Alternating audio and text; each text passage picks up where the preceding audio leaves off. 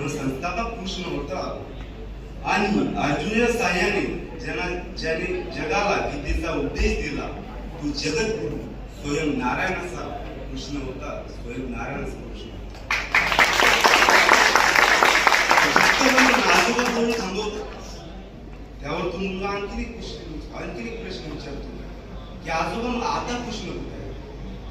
त्याच्यावर ते आजोबा सांगतात की या जगामध्ये जिथे जिथे वाईट गोष्टी घडतात तिथे तिथे प्रत्येकाला स्वतःच्या अंतर्मनातून एक आवाज येतो की हे कृत्य चुकीचं आहे.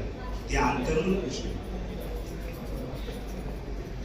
आयुष्यात आपल्याकडून झालेल्या प्रत्येक चुकीचा आपण जिथे पश्चाताप करतो आणि त्या चुकांना माफ करून आपल्याला पदरात घेतो ते अंतर्मन कृष्ण. आणि आपल्यात राहून आपल्याकडून जे पुण्य कर्म घडवणार असतो तो अंतर्मन कृष्ण. ते अंतर्मन कृष्ण.